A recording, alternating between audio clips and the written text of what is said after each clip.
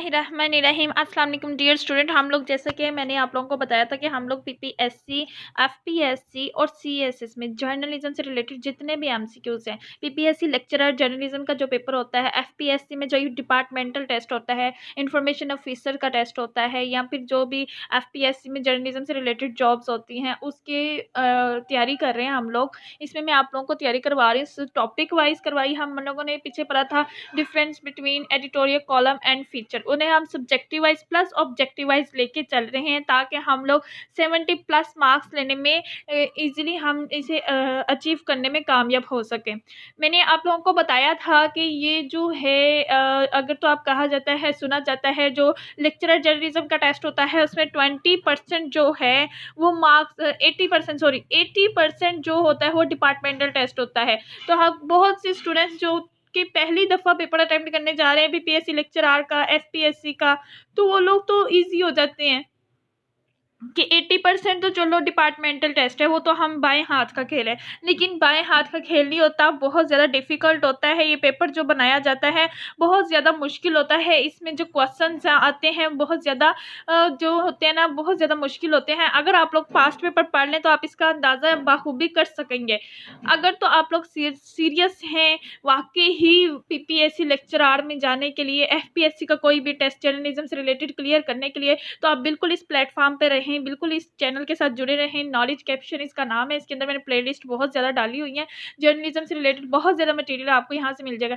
लेकिन अगर तो आप सिर्फ एक ट्राई देना चाह रहे हैं, ऐसे ही बस चलते फिरते पेपर देना चाह रहे हैं, अटैम्प्ट करना चाह रहे हैं, तो आप अपना टाइम वेस्ट ना करें और अपनी अटैम्प्ट भी ज़ाया करेंगे। अगर इसी सोच में आप लोग कि बस हो जाएगा तो हो जाएगा, ऐसा नहीं है। तो इसमें हम लोग पढ़ेंगे फीचर, कॉलम और एडिटोरियल से रिलेटेड जितने भी एमसीक्यूज हैं। मैंने बुक्स सर्च की हैं, बुक्स से ढूंढे हैं, इंटरनेट सर्च करके जितने भी पॉसिबल एमसीक्यूज इस पॉइंट से, इस टॉपिक से लिए जा सकते हैं। एफपीएससी में, पीपीएससी में और सीएसएस जर्नलिज्म का जो होता है पेपर, उसमें 20 मार्क्स के एमसीक्यूज होते हैं। जितने भी पॉसिबल एमसीक्यूज हो सके मैंने ये सारा सर्च वर्क कुछ बुक्स से उठाए हैं और कुछ मैंने लिए हैं वहाँ से इंटरनेट सर्च से। तो यही एक्सपेक्टेड पेपर में क्वेश्चंस आने के होते हैं, क्योंकि इन टॉपिक से, एडिटोरियल, फीचर और कॉलम से लाजमी एमसीक्यूज आते हैं। ठीक हो गया, हम इसको कवर करेंगे इंशाल्लाह। बाकी हम सीरीज को subjective wise plus objective wise cover करते जाएंगे, क्योंकि एमसीक्यूज की स्टेटमेंट को समझ लेने से ही आंसर जो होता है उसी के अंदर छुपा होता है। स्टेटमेंट समझ आ गई तो हम आंसर जो है इजीली करेक्ट आंसर को ढूंढ सकेंगे। तो इसकी स्टेटमेंट को समझना असल काम होता है, स्टेटमेंट को ही समझना है इसमें, क्योंकि बहुत सी चीज़ें ऐसी होती हैं हम लोग याद करके जाते हैं लेकिन वहाँ जाके हम लोग कंफ्यूज हो जाते हैं, क्योंकि हम स्टेटमेंट जो है वो उन्होंने बड़ी घुमा के दी होती है तो हम समझ नहीं पा रहे होते, कुछ पेपर का प्रेशर भी होता है। तो यहाँ पे हम लोग स्टेटमेंट को समझेंगे, इसको subjective wise, objective wise, all perspective से करेंगे ताकि हमें अच्छे मार्क्स गेन करने में हम लोग कामयाब रहें। अगर हम लोग कोई टेस्ट दे तो हम एलोकेशन तक ज़रूर जाए इंशाल्लाह। तो कोई भी एकेडमी नहीं है जो कि आपको लेक्चरर जर्नलिज्म का टेस्ट की तैयारी करवाती हो। यूट्यूब मैंने सर्च की है, किसी ने इतना काम नहीं किया हुआ लेक्चरर जर्नलिज्म को फोकस करके। बहुत कम मटेरियल आपको मिल जाएगा, बल्कि ऐसे भी लोगों की मैंने वीडियो सुनी थी जो एमसीक्यूज पढ़ा रहे थे, उनके पीछे जर्नलिज्म से कोई ताल्लुक ही नहीं था। ठीक है, तो यहाँ पे आप लोगों को, अगर तो आप इस प्लेटफॉर्म पे हैं तो काइंडली मेरे चैनल को सब्सक्राइब करें, वीडियो को लाइक करें और अपने दोस्तों के साथ भी शेयर करें। आपका बहुत ज़्यादा टाइम बचाया गया है इन वीडियोस को बना के, क्योंकि मैंने इन पे बहुत काम किया है। बुक सर्च वर्क की है, उसके अलावा मैंने ये इंटरनेट सर्च किया है सारा, इस जो भी एक्सपेक्टेड क्वेश्चंस हैं हमारे, जो भी, ताकि आपको एमसीक्यूज का आइडिया हो सके कि किस तरह के एमसीक्यूज जो हैं वो क्वेश्चन में पूछे जाते हैं। तो ये है हमारा ऑब्जेक्टिव वाइज प्रिपरेशन है हमारी, relevant to editorial column and feature. ठीक है, अब ये हमारे कुछ एमसीक्यूज हैं जिसे हम लोग 1 बाय 1 पढ़ेंगे और इनको तैयार करने की कोशिश करेंगे। इसमें जो पहला हमारा एमसीक्यूज है कि an article in a newspaper, a magazine और a news website that is not, अच्छा जी, that is not meant to report breaking news but to take an in-depth look at a subject in a मतलब कि ऐसा article, news article है जो कि magazine में भी आता है, न्यूज़पेपर में भी आता है, न्यूज़ वेबसाइट में भी आता है, लेकिन वो ब्रेकिंग न्यूज़ नहीं होता वो न्यूज़ स्टोरी से रिलेटेड है। तो आगे वो ऑप्शन है कि क्या हो सकता है। तो हम लोगों ने फीचर पीछे पढ़ा है, हमें पता है कि वो ब्रेकिंग न्यूज़ के मायने में नहीं आ रहा, तो दैट्स मीन वो क्या स्टोरी होगी, वो स्टोरी है, क्योंकि कॉलम स्टोरी नहीं होता, एडिटर जो है, एडिटोरियल जो है वो स्टोरी नहीं होता, तो फीचर स्टोरी होगा। ठीक है, इसका जो करेक्ट आंसर है। फिर है feature are written in, feature कब लिखे जाते हैं, are less urgent fashion than news stories, मतलब कि ऐसी स्टोरीज जो कि न्यूज़ नहीं बन सकती। मैंने आपको बताया था कि बहुत सी बेरंग, जो हम लोगों ने पीछे फीचर पढ़ा है उसकी डिटेल पढ़ी है, बेरंग सी तहरीरों को उसको दिलकश बना के, उसको दिलचस्प बना के पेश किया जाता है। तो जो लेस अर्जेंट ऐसी स्टोरी जो फैशन में नहीं रहती न्यूज़ के, उसको फीचर स्टोरी बना दिया जाता है। ठीक है, जो नेक्स्ट है हमारे पास वो है कि stories giving the background of an individual makes, क्या होता है, जो कि इंडिविजुअल्स का बैकग्राउंड दे रहा है, वो गुड न्यूज़ फीचर्स है। अगर आप इसको पढ़ लेंगे तो इंशाल्लाह आप लोग इजीली इसको जान सकोगे और इजीली इनको मार्क कर सकोगे।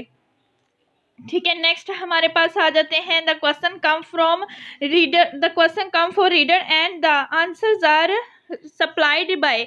मैंने आपको बताया था कॉलम में क्या होता है, एक कॉलमिस्ट होता है जो कि पर्सनल बात कर रहा होता है, तो वो उसमें क्या सवाल जवाब भी कर रहा होता है, तो उसमें क्या है, ये किस तहरीर में आ रहा है, क्वेश्चनिंग आंसरिंग किस तहरीर में आएगी, उसका आप लोगों ने आंसर लगा देना है, कॉलमिस्ट की तहरीर में आएगी, क्योंकि अदारिये में क्वेश्चनिंग आंसरिंग का कोई ऐसा सिस्टम नहीं होता, ना ही फीचर में होता है, तो वो किस में आएगी, कॉलमिस्ट में आएगी। उसके बाद उन्होंने कहा है कि in general and editorial, in general and editorial should be organised in, किस तरह मतलब कि कितने स्टेप्स में होता है, सॉरी स्टेप्स में कितने ऑर्गेनाइज होता है, तो आप लोगों ने कहना है कि ये 4 स्टेप्स में होता है। आगे आपके ऑप्शन होंगे 3 स्टेप्स है, 6 स्टेप है, 5 स्टेप है, तो आप लोगों ने बताना है कि ये 4 स्टेप्स में होता है।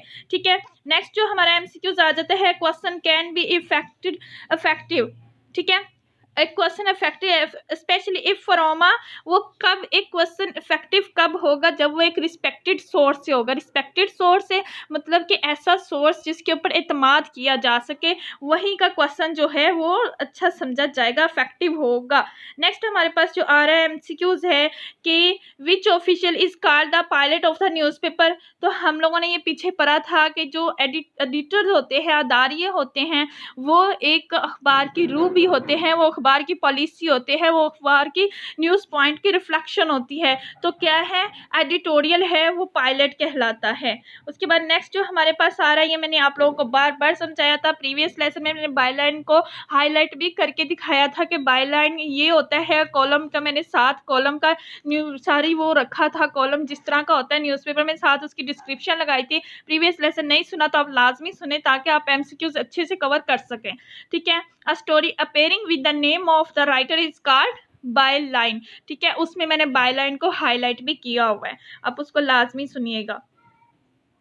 देन है हमारे पास leader is the name of, leader किसको कहा जाता है, मैंने आपको दिखाया था प्रीवियस लेसन में, क्योंकि हम हर टॉपिक को subjective wise plus objective wise करेंगे ताकि हमारे लिए कोई भी एमसीक्यूज दे के हमें कोई परेशानी ना हो। तो जो लीडर होता है उसको क्या कब कहा जाता है, ओपनिंग एडिटोरियल, मतलब कि जो एडिटोरियल का स्टार्ट लिया जा रहा होता है, जहाँ से ओपनिंग हो रही होती है, तो उसको किस चीज़ का नाम दिया जाता है, उसको लीडर का नाम दिया जाता है। नेक्स्ट है हमारे पास के CPNE is the representative body of, मतलब ये भी एमसीक्यूज बहुत ज़्यादा आता है, ये CSS के पेपर्स में भी आता होता है, PPSC FPSC तीनों में पूछा जाता है। तो CPNE क्या होता है, एक तंजीम बनी हुई है जिसका एब्रीवेशन है कौंसल, सॉरी एक मिनट मुझे ना थोड़ा सा भूल गया, न्यूज़पेपर एडिटर्स, कौंसल पी नहीं समझ आ रहा मुझे, उसका थोड़ा सा भूल गया। तो ये ई को आप लोगों ने अंदाज में रखना है, न्यूज़पेपर एडिटर, तो मतलब ये जो एक ऑर्गेनाइजेशंस बनी हुई है, तो जितने भी वहाँ के न्यूज़पेपर्स के एडिटर्स होते हैं वो उन सब की एक ऑर्गेनाइजेशन है। तो रिप्रेजेंटेटिव बॉडी CPNE किसकी होती है, एडिटर्स की होती है, राइट। नेक्स्ट हमारा है a good editorial policy is always a dash policy. तो क्या पॉलिसी होती है, प्रो पीपल, प्रो गवर्नमेंट नहीं हो सकती, क्योंकि हमारे अंदर जो एडिटोरियल होते हैं वो अखबार की पॉलिसी है। तो प्रो गवर्नमेंट भी नहीं हो सकती, प्रो मार्केटिंग भी नहीं हो सकती, तो सिर्फ प्रो पीपल होती है। ठीक है, नेक्स्ट हमारा है कि what is the editorial in ads ratio in, अच्छा जी एड की रेशियो क्या है और जो एडिटर है अदारी की रेशियो क्या है पब्लिकेशन में, तो वो देख लें आपके सामने रेशियो है 60:40, राइट। ये आपकी रेशियो है न्यूज़पेपर और एडवर्टाइजमेंट में थोड़ा सा उन्होंने मुआवजा करा। The dash is the top boss of the editorial department. Top boss कौन कहलाता है? पब्लिशर, क्योंकि एडिटर का सारा ताल्लुक जो होता है न्यूज़पेपर से मैनेजमेंट से होता है। तो editor publisher editor in chief, तो उसका आपको पता होना चाहिए कि क्या है, जो टॉप बॉस है वो पब्लिशर है, एडिटर का जो टॉप बॉस है वो पब्लिशर है। नेक्स्ट हमारे पास है कि in large newspaper editorial department will have dash general division. एक एडिटोरियल डिपार्टमेंट बना होता है, बहुत से लोग अगर तो न्यूज़पेपर में उन्होंने की होगी इंटर्नशिप तो उसे अंदाज़ा हो जाएगा कि एक एडिटोरियल होता है, उसका पूरा एक डिपार्टमेंट बनाता है, उसको फिर डिवीजन्स में डिस्ट्रीब्यूट किया जाता है। तो कितने डिवीजन्स पे डिस्ट्रीब्यूट होता है? वो 5 डिवीजन्स पे डिस्ट्रीब्यूट होता है। बी इसका आंसर है, ठीक है। नेक्स्ट है हमारे पास, ठीक है, ये सारे हो गए हैं कि ये हमारा था आज का लेसन कि जिसमें हम लोगों ने यही कुछ एमसीक्यूज है उससे पढ़ा। नेक्स्ट जो हमारा टॉपिक होगा, नेक्स्ट हम लोग पढ़ने जा रहे हैं मॉडल्स ऑफ कम्युनिकेशन, उसको ऑब्जेक्टिव वाइज पढ़ेंगे ताकि आपका एक दफ़ा सिलेबस भी रिवाइज हो जाए साथ साथ, और आपको वहाँ से जो एक्सपेक्टेड एमसीक्यूज होते हैं वो भी सारे एक दफ़ा आपको आइडिया हो जाए कि एमसीक्यूज किस तरह के होते हैं जो मॉडल्स में से बन सकते हैं, वो भी हम objective wise plus subjective wise prepare करेंगे। तो ये हम लोगों ने एडिटोरियल फीचर एंड कॉलम को subjective wise plus objective wise prepare किया है।